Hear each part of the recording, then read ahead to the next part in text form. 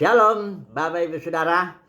Kita meneruskan renungan kita tentang kosmos kekristenan, di mana kemarin kita sudah bahas bahwa karena ajaran Izebel dan Nikolaus membuat keimaman semua orang percaya menjadi rusak, ya, terbelah. Untuk Katolik itu imam dan golongan umat, untuk Protestan golongan pendeta yang konon itu biji mata Tuhan yang tidak bisa diganggu gugat.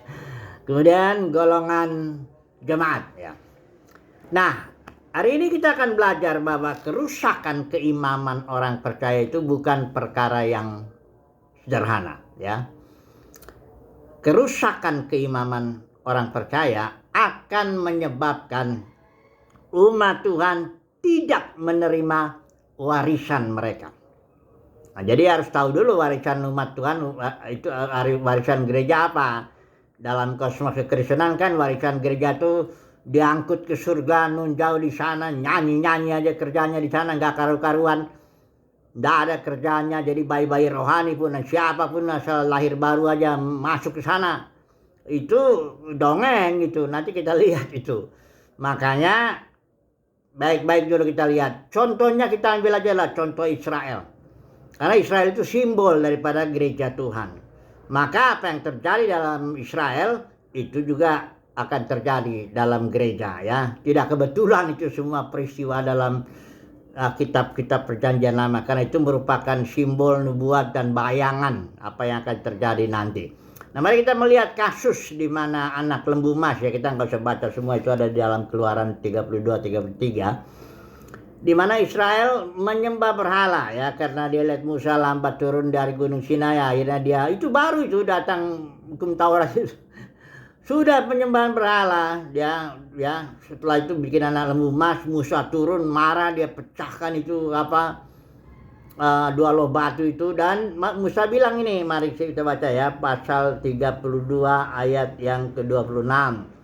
Maka berdirilah Musa di pintu gerbang perkemahan, artinya dia di luar perkemahan, outside the camp. Ini yang maksudnya di luar kosmos umat Tuhan, ya. Maka berdirilah Musa di pintu gerbang perkemahan itu serta berkata, siapa yang memihak kepada Tuhan, datanglah kepadaku, katanya. Lalu berkumpullah kepadanya seluruh Bani Lewi. Hanya suku Lewi saja yang berpihak kepada Tuhan, bukan kepada Musa. Tapi Musa tantang, siapa yang memihak kepada Tuhan, datang kepadaku, ya. Datanglah suku Lewi semuanya. Nah, kita tahu cerita selanjutnya bahwa keimaman itu jatuhnya ke suku Lewi ternyata. Tadinya sebenarnya sudah lihat di Keluaran 19 itu, ya. Kalau kita baca di dalam Keluaran 19 itu sebenarnya Israel dijanjikan 3 hal. Dia akan menjadi harta kesayangan Tuhan, akan menjadi kerajaan imam dan bangsa yang kudus. Ya, kerajaan imam itu artinya seluruh anggota Israel itu imam-imam, 12 suku itu imam-imam. Itu rencana semula. Tapi peristiwa anak lembu emas membuat ternyata keimaman jatuh ke suku Lewi karena mereka memihak kepada Tuhan. Akhirnya yang Israel yang tadinya harus menjadi imam bagi bangsa-bangsa, membawa Yahweh kepada bangsa-bangsa, membawa bangsa-bangsa kepada Yahweh, ternyata sekarang Israel sendiri perlu diimami oleh suku Lewi. Jadi suku Lewi lah yang membawa Yahweh kepada 11 suku yang lain, dan 11 suku yang lain dibawa kepada Yahweh. Diperantarailah ini sekarang, pecahlah ini. Dan sudah lihat orang-orang yang di dalam perkemahan itu sampai dari mulai peristiwa anak lembu emas itu 3 bulan itu kurang lebih Israel dari Mesir itu kan, belum lama itu Israel berjalan tuh 40 tahun. Ternyata tidak menyembah Tuhan lagi. Mari kita baca Kisah Para Rasul pasal 7, ya. Ayat 42, ya. Nah, ayat 41 lah dia bilang. Lalu pada waktu itu mereka membuat sebuah anak lembu. Ini khotbah Stefanus, ya, sebelum dia mati martir. Di ayat 42 dibilang, karena membuat anak lembu, berpalinglah Tuhan dari mereka, membiarkan mereka beribadah. Perhatikan, membiarkan mereka, ayat 42, membiarkan mereka beribadah kepada bala tentara langit. Seperti ada yang tertulis dalam kitab Nabi-Nabi. Apakah kamu mempersembahkan kepadaku korban sembelian dan persembahan selama 40 tahun di padang gurun itu, hai kaum Israel. Tidak pernah, malahan kamu mengusung kemah Molok dan bintang dewa Refan, patung-patung yang kamu buat itu untuk disembah. Perhatikan, setelah peristiwa anak lembu emas, Israel selama 40 tahun tidak menyembah Yahweh. Yang menyembah siapa? Itu kemah pertemuan yang berada di luar sistem, di luar kosmos, di luar perkemahan. Mari saya baca dulu ya. Keluaran 33 ayat 7. Sesudah itu Musa mengambil kemah dan membentangkannya di luar perkemahan. Perhatikan ini ya. Kemah suci itu sejak peristiwa lembu emas nggak ada lagi di tengah-tengah orang Israel. Ini dikatakan sesudah itu Musa mengambil kemah dan membentangkannya di luar perkemahan, jauh dari perkemahan. Dan menamainya kemah pertemuan. Setiap orang, perhatikan, setiap orang yang mencari Tuhan. Karena nggak ada lagi Tuhan di tengah-tengah umat Israel yang udah nyembah berhala itu. Ya. Setiap orang yang mencari Tuhan, keluarlah ia. Pergi ke kemah pertemuan yang di luar perkemahan. Nah, oke ya, ini cerita Israel. Kasus ini sama yang terjadi dengan kosmos kekristenan sama, ya. Mari saya buktikan dulu begini ya. Kita sudah tahu ajaran daripada Izebel dan Nikolaus yang dipromosikan juga oleh si Ignatius itu dari Antioquia telah membelah, hancurlah keimaman orang percaya, seluruh imam orang percaya dalam kosmos kekristenan. Karena kosmos kekristenan keimamannya bukan aturan Harun, karena tidak seluruh hukum Taurat dijalankan. Enggak juga keimaman Melkisedek, karena bukan hukum hayat, hukum dipimpin roh yang dijalankan. Jadi campur aduklah keimaman dalam kosmos kekristenan. Kekacauan keimaman ini memimpin umat Tuhan kepada penyembahan berhala. Karena ajaran Izebel, Bileam, Nikolaus pada akhirnya memimpin Wahyu pasal 3 kepada penyembahan berhala. Nah, karenanya tidak dapat warisan lagi. Kenapa? Makanya warisannya apa? Nah, ini kalau dibilang warisannya naik ke surga, nun jauh di sana, nyanyi-nyanyi ya kelihatannya memang dapat semua. Bayi-bayi rohani pun dilempar ke sananya bisa ya, cuma nyanyi doang kok kerjanya. Tapi bukan itu, saudara, jangan lagi bodoh ya, jangan mau dibodohin oleh para pemimpin agama Kristen yang mengiming-iming ya, menyenangi telinga doang gitu ya. Padahal nggak ada kebenarannya.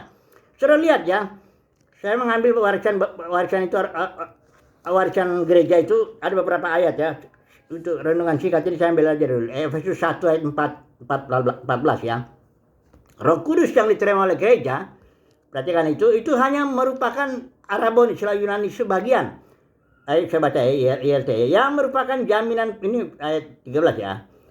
Di dalam dia kamu yang percaya telah dimeteraikan dengan roh perjanjian yang kudus, Roh Kudus, yang merupakan jaminan saja, jaminan pusaka, Arabon, Yunani, DP, down payment, pembayaran muka.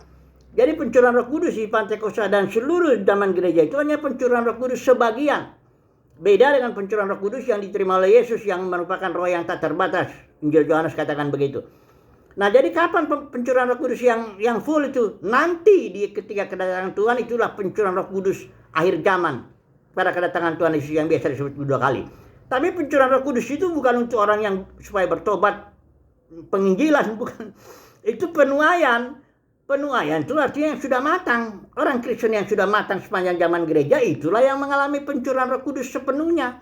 Untuk apa? Untuk melakukan pekerjaan yang Yesus bilang, engkau akan melakukan pekerjaan lebih besar daripada yang aku lakukan, kata Yesus. Bukan pekerjaan penebusan ya, pekerjaan penyelamatan, pekerjaan pemulihan segala sesuatu ya. Nah, karena siapa Rasul 3:21 dibilang Yesus harus duduk sebelah kanan Bapa sampai pemulihan segala sesuatu. Siapa yang ngerjain pemulihan segala sesuatu? Itulah gereja yang ngerjainnya, yang mengalami, yang menerima warisannya, yaitu pencurahan Roh Kudus sepenuhnya. Itu warisan gereja. Atau dalam istilah surat Roma itu artinya glorification by faith. Surat Roma itu keselamatan itu yang ada 3. Justification by faith, pembenaran oleh iman. Sanctification, pengudusan oleh iman. Yang satu lagi nih yang jarang dibicarakan dalam kosmos kekristenan, glorification by faith. Mesti baca dulu ya. Inilah dia keselamatan sempurna yang merupakan warisan gereja. Tapi umat Tuhan secara umum dalam kosmos kekristenan tidak menerima itu karena belum dewasa ya. Karena bagaimana mau dimuliakan kalau dia belum di sini lihat pasal 8 ya, seluruhnya baca. Tapi saya baca ini sedikit aja.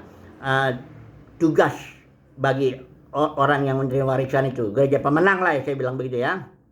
Atau buah sulung lah ya, buah sulung gereja yang udah matang duluan.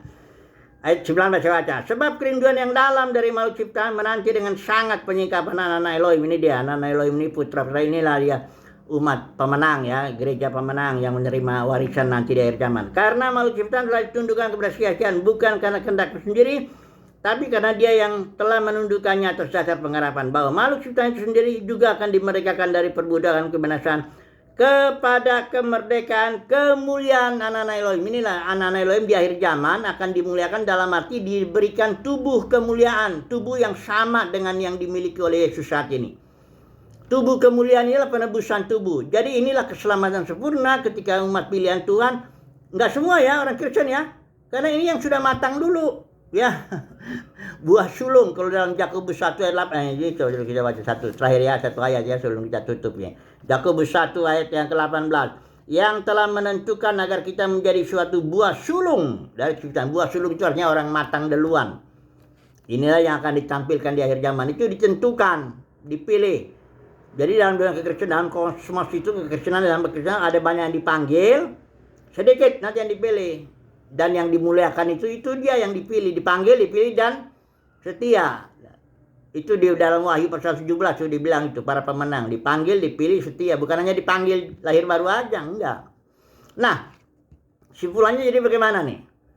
Simpulannya karena ajaran Jebel dan Bileam, belum kita bahas ya, Nikolaus yang memimpin kerusakan keimaman dalam kosmos kekristenan, yang pada gilirannya akhirnya membuat umat pilihan